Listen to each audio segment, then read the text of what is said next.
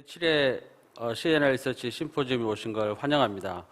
오프닝 세션으로 저는 효율을 중심으로 한 임상시험 환경 변화에 대해서 간략하게 말씀드릴 수 있도록 하겠습니다. 이쪽 화면 안 나와요.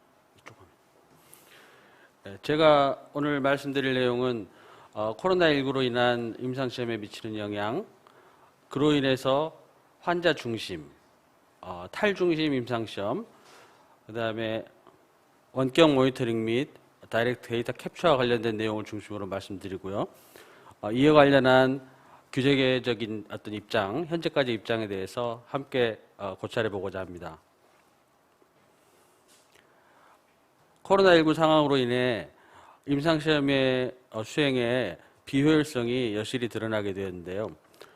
그 원인을 살펴보면 환자 모집에 있어서 어려움, 그 다음에 환자 리텐션에 있어서 어려움, 환자의 사이트 방문에 있어서 어려움, 또한 사이트 방문을 모니터가 할 수 없음으로 인한 어려움, 이런 어려움들로 인해 임상시험이 상당히 지연되었고 이로 인한 비용의 증가가 수반되었습니다. 이러한 위기를 기회로 만들기 위해서 새로운 패러다임이 요구되고 있는 상황입니다. 환자와 스폰서, 그 다음에 사이트 간에 전혀 다른 형태의 많은 지형 변화의 움직임들이 보이고 있는데요. 환자는 사이트를 중심으로 해서 사이트를 방문해야 하고, 스폰서는 사이트를 방문하여서 모니터링을 수행해야 했던 사이트 중심의 임상시험이 이 중심이 사이트로부터 멀어지는 그런 형태로 지금 진화되고 있습니다. 특히나 스폰서 환자 간의 관계에 있어서 기존에 직접적인 매개고리가 없었다고 한다면 스폰서 환자 사이에 있어서도 디지털 페이션트 혹은 페이션트 인게이지먼트 앤 센트릭 이러한 내용들을 중심으로 해서 스폰서가 직접 환자를 리크루트하는 그런 상황들까지 오게 되고 있습니다. 환자와 사이트 간의 관계에 있어서 버추얼 비짓으로 대표되는 가상 비짓, 혹은 환자를 찾아가는 서비스, 즉 인홈 서비스, 이러한 내용들이 대두되고 있고, 로컬 헬스케어 프로바이더를 과거에 임상시험의 영역에 들어오지 않았던 로컬 헬스케어 프로바이더를 임상시험 영역으로 끌어들이는 그런 노력들이 지금 이루어지고 있습니다. 더불어 스폰서와 사이트 간에는 비대면 모니터링으로 인한 환자 방문, 사이트 방문이 없어지는 그런 상황이 오고 있고요. 또 하나는 다이렉트 데이터 캡처 형태들이 지금 발전하고 있습니다. 이 세 가지 모델 중에서 먼저 페이션트 센트리시티 인게이지먼트, 즉 환자 중심, 환자 참여에 대한 내용을 간단하게 말씀드리겠습니다. 과거의 환자는 데이터를 만들어내는 하나의 서브젝트로서 간주되기 쉬웠는데요. 최근에는 환자야말로 이런 임상시험을 성공으로 이끄는 하나의 코어다. 그리고 협력자다. 이런 관점이 대두되고 있고, 이 페이션트 센트리시티에 대한 관점은 코로나로 인해 직접적으로 나온 건 아니지만 코로나로 인해 재조명되고 있는 그런 상황입니다. 이 페이션트 센트리시티는 환자 스터디를 플래닝하는 단계에서부터 시작해서 스터디가 진행되는 동안 스터디 끝날 때까지 모든 요소에 다 들어갈 수가 있는데요. 스터디 플래닝 단계에서 프로토콜에 대해서 환자분들이 직접 시뮬레이티드 비짓 같은 걸 하면서 과연 이 프로토콜이 수행이 가능한 프로토콜인가, 어떻게 하면 환자분들이 좀 더 편안한 환경 속에서 임상시험에 참여할 수 있을까, 이런 내용들에 대해서 많은 인폼을 제공하는 형태로 진행되고 있고요. 그 다음에 스터디 진행되는 중간에는 환자분들로 하여금 인게이지먼트를 할 수 있는 앱 어플리케이션들을 많이 제공함으로 인해서 페이션트를 리텐션하고 임상시험의 어디어런스를 높이는 방향으로 진행되고 있습니다. 스터디가 끝난 다음에는 그 임상시험의 결과를 환자분한테 직접 공유하고 본인의 결과를 공유하고 또 얼리 액세스 프로그램을 통해서 좋은 약에 빠르게 환자분들이 접근할 수 있도록 그렇게 하고 있습니다. 이러한 페이션트 중심의, 환자 중심의 요소가 가미됨으로 인해서 스폰서, 제약사는 불필요한 프로토콜 어멘드먼트를 최소화시킬 수 있고, 리크루트먼트와 리텐션, 그다음에 프로토콜 컴플라이언스를 굉장히 증대시킴으로 인해서 임상시험을 효율적으로 수행할 수 있게 되었습니다. 하나 예시를 보면 클리니컬 트라이얼 시뮬레이션 비즈를 수행했던 예시입니다. 18명의 루푸스 혹은 루푸스 네프라이티스 환자에서 2개의 스터디 사이트에서 진행되었었는데요.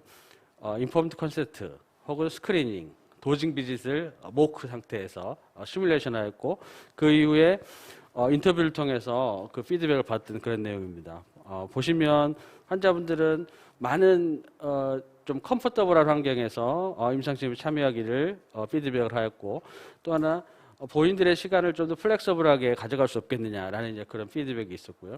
내용을 좀 더 쉽게 했으면 좋겠다, 이런 내용들이 있었고, 나의 데이터가 좀 더 컨피덴셜리티가 지켰으면 좋겠다, 이런 내용들을 피드백을 하였습니다. 이렇게 함으로 인해서 좀 더 스터디 리텐션 되고 리크루트먼트, 컴플라이언스를 증대시킬 수 있다는 어떤 그런 시뮬레이티드 비짓에 대한 내용이 퍼블리케이션 된 바가 있습니다.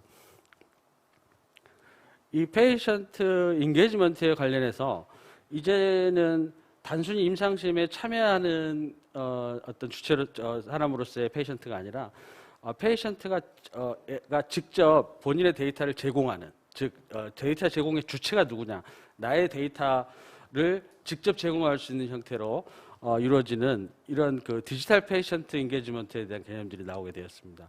이 디지털 페이션트는 이런 웨어러블한 바이오 센서를 통해서 그 본인의 데이터를 언제든지 하시라도 제공할 수 있고, 본인의 헬스 레코드, 지노믹 데이터, 데모그래픽 데이터, 이런 것을 어떤 유니트, 디지털 페이션트 유니트에 제공함으로 인해서 포텐셜 서브젝트, 포텐셜 페이션트, 포텐셜 파티시펀트들을 저희가 확보할 수 있는 그런 상황에까지 오게 되었습니다. 그렇게 함으로 인해서 연구가 시작되고 나서 참여자를 모집하는 형태가 아닌, 참여자가 이미 존재하고 거기에 필요한 연구들을 매칭시키는 형태로 연구들이 가능하게 되었습니다.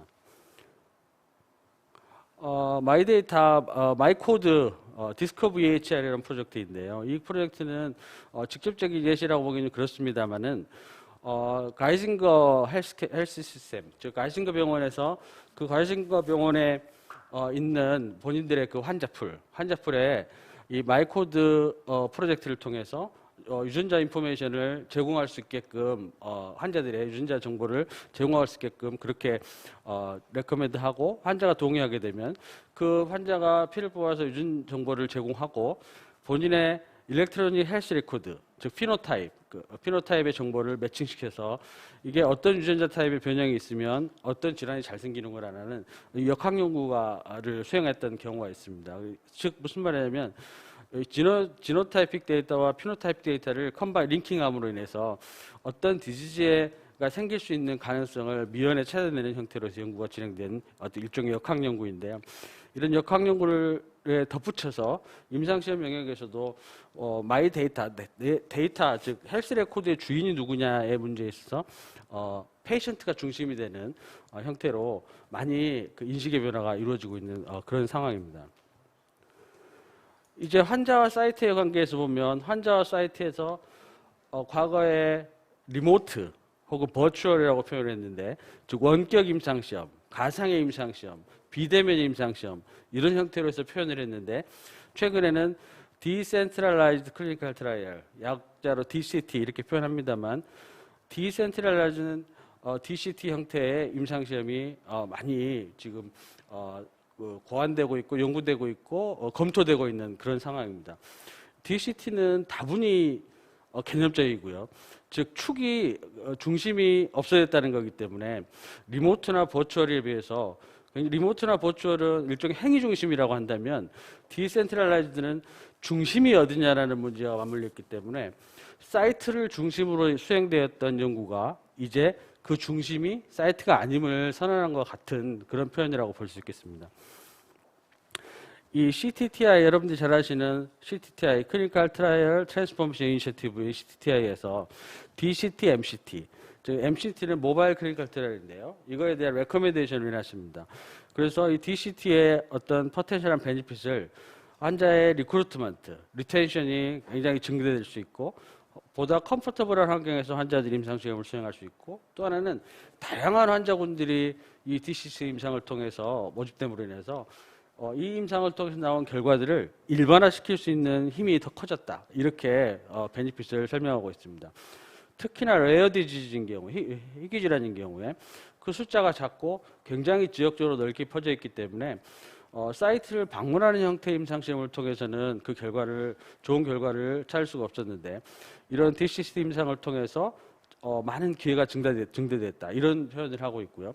또 하나는 DCT에서 핵심적인 요소가 IP 즉 인베스티게이션 프로덕트를 홈에서 집에서 투여하는 형태가 되는데 이때 이 집에서 투여함으로 인해서 보다 리얼월드에서의 데이터를 수집할 수 있다. 리얼월드 환경에서 임상시험 수행이 가능하다. 이렇게 그 장점을 표현하고 있습니다. DCT는 크게 fully decentralized 형태가 있고 partially 혹은 하이브리드 형태의 DCT 타입이 있습니다. fully decentralized DCT는 사이트가 없다라고 보시면 되겠습니다. 그래서 환자는 전혀 사이트에 방문할 필요가 없고 모든 과정, 동의를 얻는 과정, 모집하는 과정, 그 다음에 투약하는 과정, 그 다음에 데이터를 캡처하는 과정, 그 데이터를 모니터링하는 과정까지 모든 것들이 다 리모트에서 이루어지는 형태가 full DCT가 되겠고요. 이게 반드시 꼭 이렇게 다 할 수 없는 그런 임상시험들이 분명히 있을 것입니다. 그런 경우에는 일부 프로세스는 온사이트에서 이루어지고 또 일부 프로세스는 인홈에서 이루어지는 형태로 임상시험이 수행될 수 있습니다. 이런 형태를 하이브리드 형태라고 표현을 하고 하이브리드 형태의 핵심적인 요소는 컨퍼런싱. 오늘 제가 이렇게 비대면으로 말씀드리는 것처럼 비디오 컨퍼런싱이나 이런 걸 통한 엘리지빌리티 체크 이런 부분이 있을 것 같고요. 또 하나는 모바일 HCP. HCP는 헬스케어 프로바이더인데 모바일 움직이는 헬스케어 프로바이더입니다. 즉 우리 가정방문 간호사분들이 계시는 것처럼 체열을 한다거나 바이탈 사인을 체크한다거나 혹은 IP를 인젝션한다거나 하는 경우에 있어서 직접 찾아가서 이런 행위를 하는 모바일 HCP의 개념들이 생겼습니다. 또 하나는 이미징을 찍는다거나 그러니까 CT를 찍어야 되는데 이런 경우에 CT를 사이트에 올 수 없다면 어떻게 이 CT를 찍을 거냐? 로컬 퍼실리티를 이용한 이런 임상시험이 가능하게 된 것입니다. 또 하나 모바일 테크놀로지를 이용한 웨어러블, ePro 이런 것들을 통해서 데이터를 직접 수집할 수 있는 형태가 될 거고요. 이런 것들이 혼재되어서 진행되는 형태가 하이브리드 형태가 되겠습니다. 이러한 DCT는 사실은 코비드가 촉발을 하긴 했지만 코비드를 재조명 받았지만 굉장히 히스토리가 짧지는 않습니다. 특히 중요한 게 2011년에 파이자에 수행한 fully decentralized DCT가 FDA IND 하에서 이미 수행이 되었었고요. 그게 2014년도에 퍼블리케이션 되었습니다. 이게 파이자에서 리모트 스터디라는 이름으로 닉네임으로 나온 이 스터디에서 마이트러스의 이 컨센트를 이용해서 마이트러스와 같이 협업을 해서 임상시험을 수행했는데 이 마이트러스가 생기고 사이언스 37이라는 회사가 생기고 이렇게 함으로 인해서 사이언스 37의 회사에 노바티스, 사노피, 암진과 같은 빅파마들이 투자를 했고요. 구글이 투자를 하기 시작했습니다. 그리고 라이트십이라는 회사에 맥케슨이라는 의약품 유통회사가 투자를 하기 시작합니다. 이렇게 굉장히 2000년대 벌써 10년이 넘은 형태 이미 한번 수행이 되었었고 그래서 굉장히 그 내용들이 많이 알려져 있기 때문에 그걸 좀 참고하시면 좋을 것 같고요. 또 하나 메디데이터가 이 마이트러스를 머지를 했고 메디데이터가 MC10이라는 바이오 센서 회사를 바이오 사업부를 센서 사업부를 머지했습니다. 이렇게 함으로 해서 또 파트너십으로 비아이어 37, 그다음 베릴리, 구글의 서브시더리인 베릴리가 노바티스나 사노피, 오츠카, 파이자 등과 같은 이런 빅파마들하고 파트너십을 맺기 시작하면서 굉장히 빠른 속도로 굉장히 다양하게 변하고 있다 이렇게 말씀드릴 수 있을 것 같고요. 2018년에는 알큐비아가 본인들의 버추얼 트라이얼을 런칭하기 시작했습니다. 이 파이자에 수행한 2011년에 수행된 리모트 트라이얼을 잠깐 살펴보실 텐데요. 이런 그 DCT 임상을 주도하고 있는 것들은 이런 오가니제이션들이 많습니다. CTTI, Trials at Home, 그다음에 디지털 메디신 소사이티, 디지털 트라이얼 리서치 얼라이언스, 그다음에 IEEE, 그다음에 아메리칸 텔레비전 어소시에이션, 즉 미국 원격 진료 협회, 이런 협회들에서 이 비영리 기관들에서 굉장히 많은 부분들을 드라이브를 걸고 많은 레커멘데이션을 하고 있는 그런 상황입니다. 이 리모트 스터디를 잠깐 살펴보시면 리모트 스터디는 2011년 당시에도 환자 리크루트와 리텐션을 좀 더 효율적으로 할 수 없을까? 그다음에 오퍼레이셔널 코스트를 좀 더 줄일 수 없을까? 우리에겐 지금 IT 환경이 많이 인터넷 환경이 많이 발달했는데 그래서 이게 합작되면서 첫 번째 파티시턴트 페이션트 파티시페이토리 센터드 버추얼 트라이얼이 시작되었습니다. 이 리모트 스터디라고 닉네임이 되어 있는데 리모트 스터디는 톨테로딘 서방정을 OAB 환자에 투여함으로 인해서 플라시보하고 비교해서 에피커시 세이프티를 다시 한번 기존에 나와 있는 데이터라고 비교하기 위한 어떤 임상 시험이었습니다.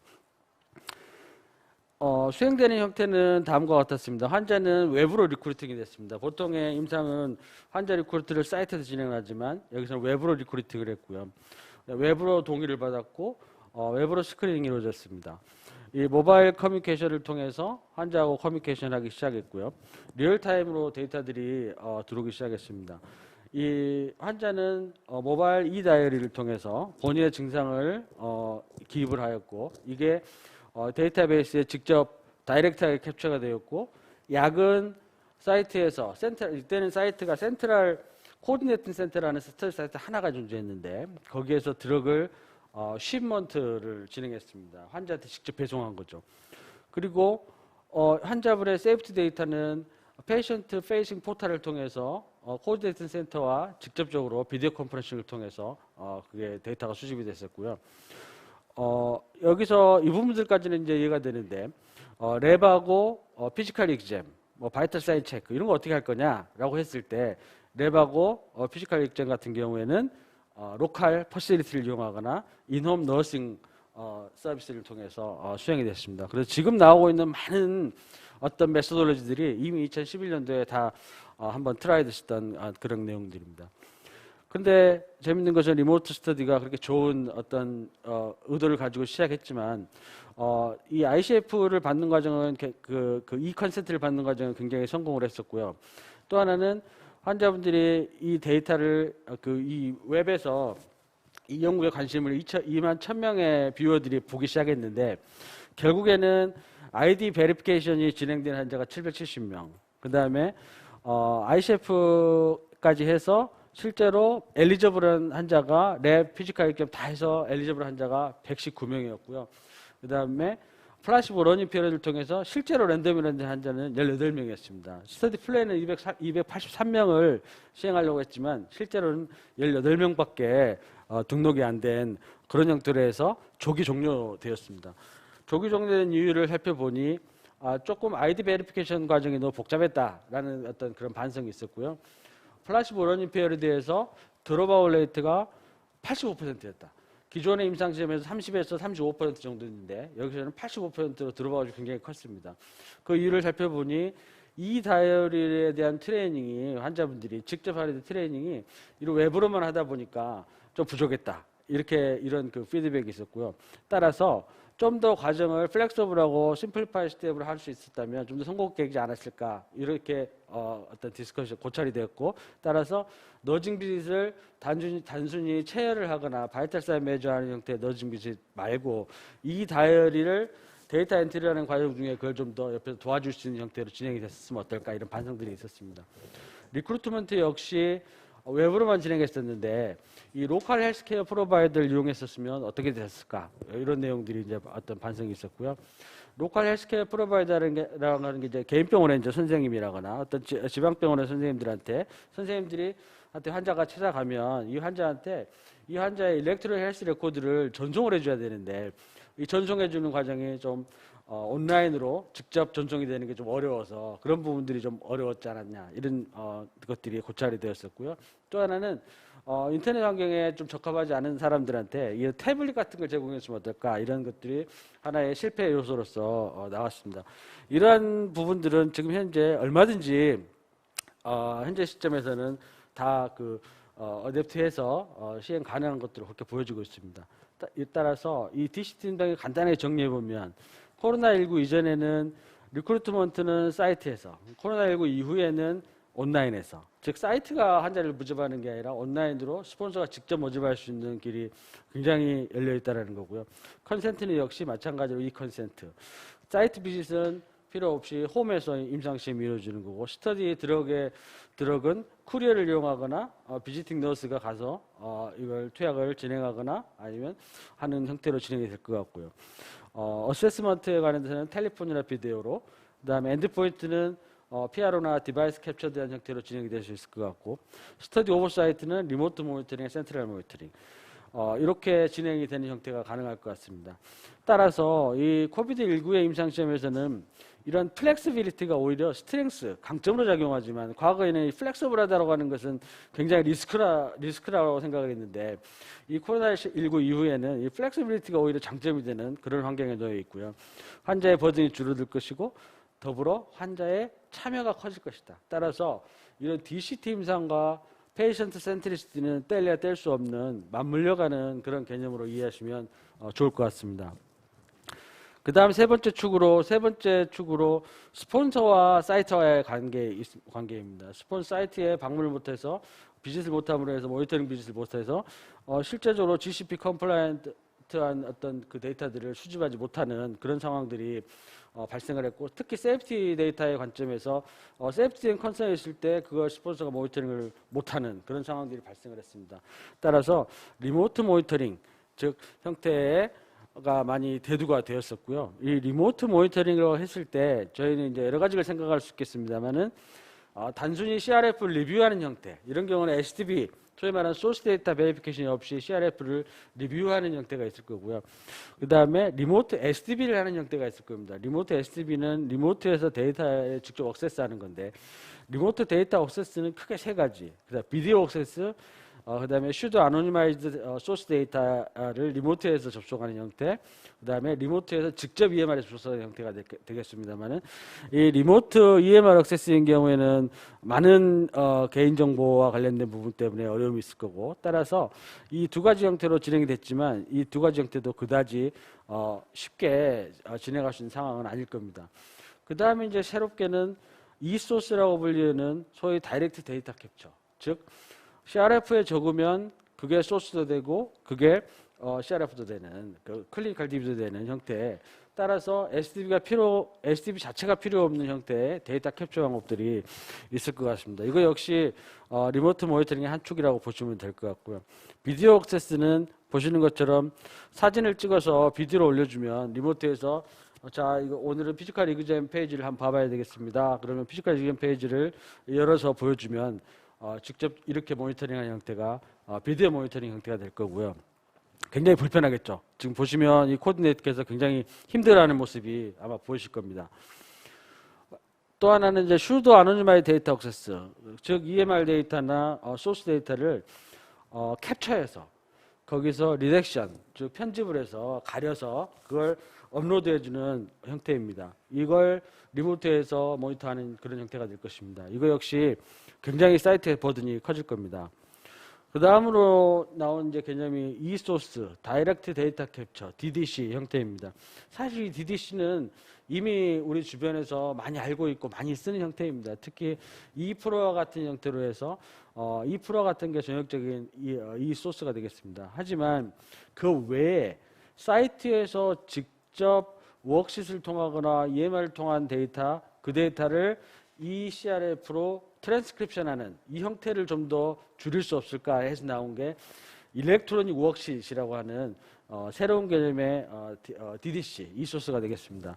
시나리오 1에서 보시면 슈도니마이즈드 데이터 엔트리라고 하는 건 소위 말 e프로와 같은 형태인데, 데이터가 환자분이 입력하시면 그게 바로 DB로 들어가면서 DB에서 CRF 데이터는 클리니컬 DB로 들어가고 인베스티게이터 사이트 파일로 TMF로 이렇게 저장되는 형태가 있고 여기에 페이션트 아이디를 붙여서 메디컬 리코드로 들어가는 형태가 될 거고요. 이 포인트 오브 케어에서 즉 사이트에서 직접 데이터를 캡처하는 경우에 이 DCT 툴을 통해서 페이션트 아이디가 붙은 형태로 캡처가 되면 이 데이터는 메디컬 레코드에 직접 들어가고 이 페이션트 아이디가 삭제된 형태로 필터링을 거쳐서 스폰서의 소스 데이터 DB, 클리니컬 DB, 필요한 데이터 클리니컬 DB로 나오고 이게 다시 인베스티게이트 사이트의 TMF로 들어가는 형태 이런 형태로 진행이 될 수가 있을 겁니다. 이게 노바티스에서 이소스 트라이얼을 시행을 했고 노바티스의 클리니컬 잉크라고 하는 과거의 슈어소스 최근에는 루네식스라고 하는 이름이 바뀌었는데 슈어소스를 통해서 이소스 트라이얼을 진행했습니다. 보시다시피 노바티스 그다음에 이소스 밴더인 클리니컬 잉크 사이트 세 개의 파트가 있고 노바티스 스폰서인 경우에는 프로토콜과 데이터 핸들링 플랜을 제공하고 이소스 밴더인 클리니컬 잉크는 이소스를 셋업했습니다. 셋업을 해서 그 내용을 사이트에 교육하고 그런 셋업을 한 단계고요. 이렇게 진행이 되면 이소스 태블릿이 제공이 되면 이소스 태블릿에서 필요한 데이터는 CRF 데이터는 그러니까 CRF에 필요한 데이터는 CRF를 통해서 클리니컬 DB로 꽂히고 전체적인 데이터는 EMR에 다시 들어가는 형태로 이렇게 진행을 한 바가 있습니다. 이 노바티스는 약 14개의 이소스 트라이얼 진행했고요. 8개가 페이지 1, 2개가 페이지 2, 그 다음에 페이지 3가 3개, 페이지 4가 1개 이렇게 임상시 이소스 트라이얼 진행했고 피보탈 임상의 경우도 약 2개 정도가 이렇게 진행된 바 있습니다. 이소스의 어떤 베니핏과 에피셔시를 보면 환자는 의사 선생님이 즉 그 인베스티게이터가 너무 그 뭘 적는데 집중하지 않음으로 해서 좀 더 본인의 이야기를 잘 들어주고 따라서 특히 세이프티 관련된 많은 시간을 할애할 수 있는 그런 장점이 있어서 환자분한테 그게 좋은 점이고요. 사이트 입장에서는 트랜스크립션 버든 데이터를 소스에 적고 다시 그걸 옮겨 적는 형태 즉 듀플리케이션의 필요성이 없어짐으로 해서 그 버든이 많이 줄어들 수 있을 것 같고 또 이런 에러, 트랜스크립션 에러 같은 것 때문에 다시 적어야 되는 그런 내용들, 그런 상황들이 줄어들므로 해서 많은 도움이 될 수 있을 것 같고 스폰서의 경우에는 HTTP 소스 자체가 직접 들어오는 형태이기 때문에 HTTP가 굳이 필요 없는 형태. 따라서 HTTP의 버든이 많이 줄어들 것 같고 퀄이나 프로토콜 데비에이션도 많이 줄어들 수 있는 그런 장점이 있을 겁니다. 또 하나는 리얼타임으로 데이터가 들어오기 때문에 그때그때 리모트에서 모니터링을 바로 시행할 수 있는 장점이 있어서 환자의 세이프티 데이터에 대해서 혹은 환자의 에피커시 데이터에서 바로바로 확인할 수 있는 그런 장점이 있을 것 같습니다. 하지만 이 리소스는 SDB를 100% 없앨 수는 없습니다. 즉 포지티브, 네거티브 에비던스인 경우에 선정제 기준상에서 어떤 질환이 있는 경우, 어떤 질환이 없는 경우 이렇게 예스를 쳤을 때 그게 질환이 없다라는 것을 결국에는 기존에 존재하는 EMR에서 확인하고 나서 소스에 적어야 될 텐데 CRF에 적어야 될 텐데 이런 경우에는 이 소스를 통해서 직접 없음 이렇게 적었다고 해가지고 그게 진짜 없는 것인지는 SDB를 해서 확인해야 되기 때문에 그 SDB가 필요한 형태고요. 온고잉하는 상황에서의 환자의 어떤 바이탈 사인이랄지 랩이랄지 혹은 뭐 환자의 증상이랄지 뭐랄지 이런 온고잉하는 비즈에서의 인포메이션은 이 일렉트로닉 워크시 형태의 DDC를 통해서 캡처 가능하고 이런 경우에는 소스 이꼬르 클리니컬 DB이기 때문에 SDB가 불필요한 상황이 될 것입니다. 그럼 이것만 줄여도 상당히 많은 SDB 버든이 줄어들고 그렇게 함으로 인해서 많은 효율이 올라갈 걸로 그렇게 판단하고 있습니다. 이러한 디센트럴라이즈드 클리니컬 트라이얼 혹은 다이렉트 데이터 캡처 관점에서의 레귤레토리 어떤 입장을 살펴보면 현재까지는 이렇습니다. 코비드19 상황에서 이미 DCT와 관련된 여러 요소들에 대해서 FDA에서 가이드라인을 냈고 그 가이드라인에 Q&A로서 여러분들이 궁금하신 내용들이 많이 들어가 있습니다. 모니터링과 관련된 거, 버추얼 비짓을 할 수 있느냐, 모니터링을 새로운 형태로 할 수 있느냐, ICF는 어떻게 받아야 될 거냐, 약 디스펜스는 어떻게 할 것이며 환자분에게 가 있는 약의 디스포즈는 어떻게 할 거냐, 그 다음에 IP 시멘트는 어떻게 할 것이냐, 그 다음에 얼터너티브한 레버러토리나 얼터너티브한 이미징 센터를 사용하는 것이 가능할 거냐, 즉 그 사이트가 아닌 다른 사이트에서 이미징을 한다거나 랩을 하는 게 가능할 거냐, 뭐 이런 내용들이 퀘스천 앤 앤서에서 이미 다 들어와 있습니다. 단 DCT라는 형태로 이름이 붙어지지 않았을 뿐입니다. 하지만 온콜로지 그룹에서 어드밴스 온콜로지 디센트럴라이즈 트라이얼 형태로 해서 최근에 어떤 메시지를 내놨습니다. 백그라운드는 환자의 버든, 스폰서의 버든을 줄이고 어쿠라리얼 리텐션을 증대시키기 위해서 온콜로지 영역에서도 굉장히 온콜로지 영역에서는 DCT를 하기 좀 어렵다라고 지금 알려져 있는데 사이트에 비치돼서 어세스먼트를 해야 되기 때문에 하지만 코로나19에서 어쩔 수 없이 DCT를 해야 되는 그런 상황이 왔고 따라서 이런 리모트한 어세스먼트를 할 수 있도록 프로토콜을 모디피케이션하는 게 과연 가능한 거냐 했다면 이 데이터들이 정말 믿을 수 있는 거냐 차이가 나는 거냐 이걸 보기 위해서 지금 온콜로지 디센트럴 트라이에 대한 어떤 입장을 내놓은 바가 있습니다. 그래서 어떻게 할 거냐 당신네들이 그 디센트럴 형태로 임상시험을 진행했다면 그래 데이터를 얻었다면 리모트 어세스먼트로부터 얻은 데이터는 무엇이고 트라이얼 사이트에서 직접 얻은 데이터는 무엇이고 그것을 플래그를 찍어서 구별할 수 있게 해달라. 그러면 NDA나 BLA 서미션 할 때 우리가 보고 데이터 간에 디스크레퍼시가 있는지 소위 말한 베레빌리티, 언서슨티가 증가했는지 어떤 것인지 이런 걸 평가해 보겠다. 따라서 이걸 통해서 나중에 코로나가 끝난 다음에도 이게 DCT가 온콜로지 중에서 과연 가능할 것인지를 같이 통찰해 보고자 한다. 이런 내용으로 해서 메시지를 내놓은 바가 있고요. 2021년 시더 가이드라인의 개편안인데 가이드라인 개편을 보면 DCT가 한 축으로 들어가 있습니다. 그래서 2021년에 개편하겠다라고 했기 때문에 올해 안에 나올 걸로 예상을 하고 있습니다. EMA에서도 보시면 디지털 클리니컬 데이터 제너레이션을 그러니까 이머징 디지털 클리니컬 데이터 제너레이션에 대한 레귤레이터리 프레임워크를 디벨롭하겠다라고 하면서 GCP에 관련돼서 디센트럴라이즈 모델에 대한 부분을 지금 모더나이즈 할 계획을 가지고 있다 했기 때문에 EMA에서도 조만간에 가이드가 나올 걸로 생각하고 있습니다. 더불어 ICHS도 ICH-E6의 R3, R2가 이제 RBM으로 대표됐다고 한다면 R3에서 지금 안엑스 2에 어디셔널한 형태의 인터벤셔널 클리니컬 트라이얼로 DCT와 리얼 데이터에 대한 부분을 명시하고 있고 이런 거에 대한 가이던스를 엑스퍼트 워킹 그룹에서 지금 현재 같이 그 워킹 그룹에서 고민해서 만들고 있는 중으로 알고 있습니다. 그래서 레귤레이터리 입장에서도 이 DCT 관련된 것은 가이드라인이 조만간에 나올 것이다 이렇게 판단하고 있습니다. DDC 관점에서는 어떠냐? 2013년에 이미 FDA에서 이 소스에 대한 가이드라인을 내놓으면서 CRF에 직접 데이터를 입력할 수 있다는 말이 나왔습니다. CRF에 데이터를 직접 입력한다는 말은 CRF가 곧 소스가 된다 그 말이고요. 따라서 CRF가 곧 소스가 된다는 말은 그러면 소스는 어디가 있는 것이냐 라는 관점에 봤을 때 소스와 CRF를 같이 볼 수 있겠다라는 어떤 개념들이 들어온 것입니다. 따라서 지금 충분히 이 소스나 DDC 형태는 가능한 것으로 그렇게 보여지고 특히 이제 EMA에서 이 퀄리피케이션 오피니언 이 소스에 대한 오피니언을 내놨는데 여기서도 이 ICH GCP 프린시플을 따르고 있다라고 한다면 크게 문제될 것 같지는 않다. 이렇게 지금 내놨기 때문에요. 이것도 굉장히 파퓰러해질 것으로 생각하고 있습니다. 장황하게 몇 가지 말씀을 드렸습니다만 제가 오늘 효율성을 기반으로 한 임상시험 환경 변화에서 내놓을 어떤 키워드들은 IT, 디지털, 웨어러블, 커넥션 이런 테크놀로지한 커넥션이 있을 것 같고요.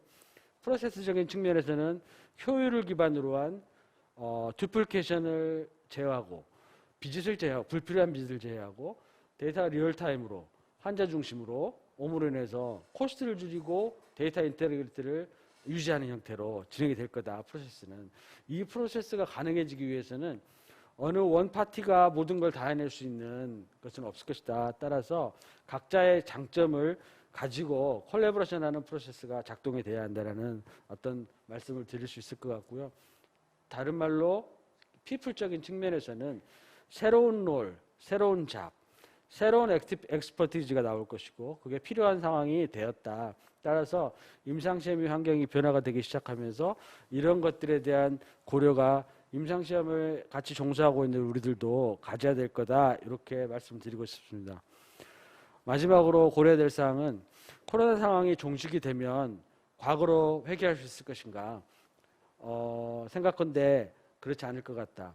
새로운 뉴노멀의 시대에 왔고, 뉴노멀은 뉴 테크놀로지, 뉴 프로세스, 뉴 피플이 주도할 것이다. 이렇게 판단하고 있고요. 따라서 빨리 채택하고 빨리 적응하는 것이 중요할 것이다. 이렇게 판단하고 있습니다. 더불어 이런 것들은 빨리 채택하고 적응하기 위해서는 파트너십, 콜래보레이션, 내 것을 주면서 다른 것을 얻을 수 있는 콜래보레이션이 굉장히 중요한 형태가 될 것이다. 이렇게 개념적으로 정리를 하고 싶고요.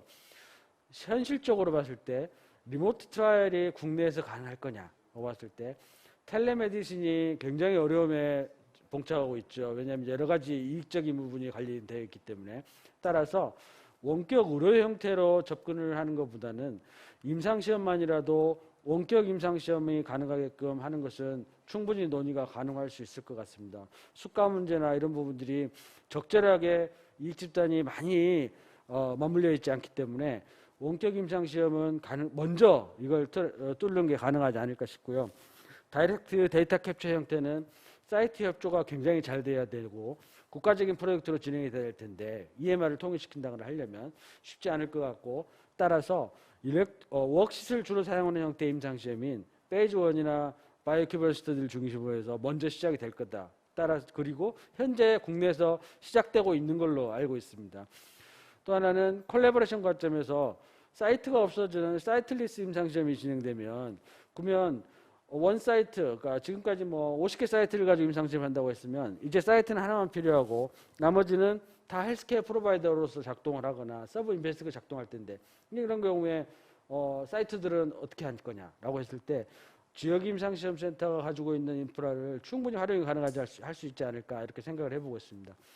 이러한 것들이 해결되기 위해서는 의료정보 관련된 법률들, 생명윤리법, 개인정보보호법, 의료법과 관련된 내용들이 임상시험과 맞물려서 새로운 임상시험 환경부여와 맞물려서 지금부터 충분히 논의되고 고려가 돼야지 가능할 것이다. 현 상황에서 이런 것들에 대한 것을 어댑트하고 어댑트하지 않으면 앞으로 상황이 쉽지 않지 않겠냐 이렇게 판단하고 있습니다. 네. 오늘 여기까지 저의 발표를 좀 장황하지만 이렇게 말씀드리고 이상으로서 발표를 마칠 수 있도록 하겠습니다. 감사합니다.